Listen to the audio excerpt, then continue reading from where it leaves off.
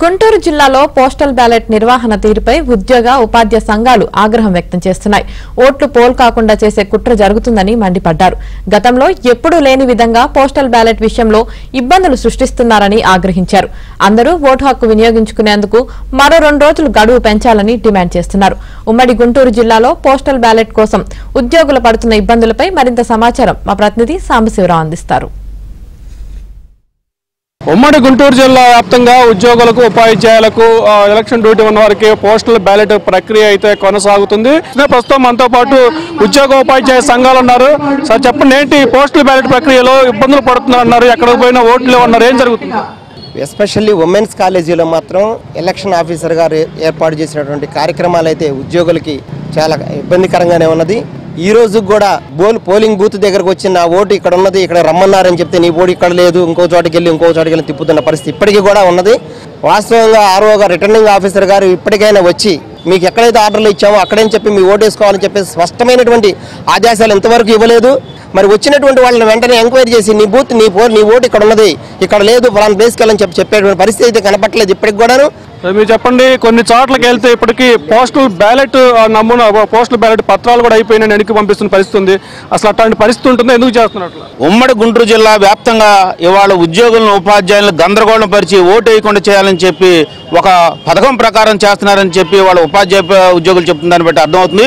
ఇప్పుడే పెదకూరపాడు నియోజకవర్గంలో 2 రోజుల నుంచి తిరుగుతా ఉన్నారు. అక్కడ పోతే పోస్టల్ బ్యాలెట్లు అయిపోయినాయని చెప్తున్నారు. నిన్న వెళ్ళారు, మొన్న వెళ్ళారు, ఇప్పుడు కూడా వెళ్తుంటే ఇంకా తీసుకురాలేదండి, మాకు రాలేదని చెబుతున్నారు. కలెక్టర్ ఆఫీస్లోనే వాళ్ళు వచ్చి తీసుకెళ్లాలని చెబుతున్నారు. అంటే ఏదో రకంగా విసిగించి ఓటుకు దూరం చేయాలని చెప్పి వాళ్ళ కుట్రపూరితంగా అధికారులు ఎవరుస్తున్నారని మాకు అర్థమవుతుంది.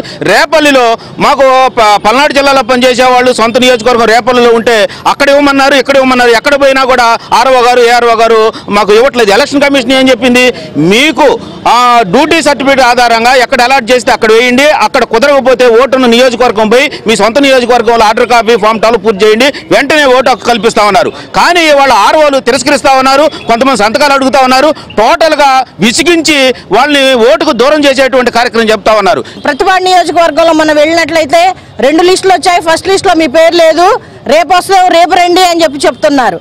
బాపట్లలో ఓటు అప్లై చేసినటువంటి పరిస్థితి అక్కడ పనిచేస్తున్నటువంటి క్రమంలో. అట్లా బాపట్లకి గుంటూరుకి తిరగాల్సినటువంటి పరిస్థితి. మరి ముఖ్యంగా వేసవి కాలం మహిళా ఉపాధ్యాయులు ఉద్యోగులు చాలా ఇబ్బంది పడుతున్నటువంటి పరిస్థితి.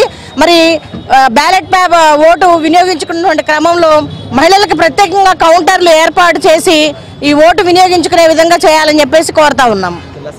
ఇది మొత్తానికి గత ఎన్నికల్లో ఎప్పుడూ లేని విధంగా పోస్టల్ బ్యాలెట్లు ఈసారి ఉమ్మడి గుంటూరు జిల్లాలో ఉద్యోగులను తీవ్ర ఇబ్బందులు గురి చేస్తున్న పరిస్థితి అయితే ఉంది. ఎక్కడికి వెళ్తే అక్కడికి ఈ ఊరు కాదు, అక్కడికి కాదు, ఎక్కడికి అనే విధంగా కూడా తిప్పుకునే పరిస్థితి అయితే ఉంది. ఇప్పటికీ ఉద్యోగులు పూర్తి స్థాయిలో కూడా ఓటు హక్కు వినియోగించుకునే సిద్ధమైన నేపథ్యంలో కావాలనే పోలింగ్ కాకుండా చూసేందుకు ఉమ్మడి గుంటూరు జిల్లాలో ఉన్నతాధికారులు ఒక పథకం ప్రకారం ఇక్కడ ఉద్యోగులను ఇబ్బంది గురి చేస్తున్న పరిస్థితి అయితే ఉందంటూ కూడా ఉపాధ్యాయ ఉద్యోగ సంఘాలు డిమాండ్ చేస్తున్నారు.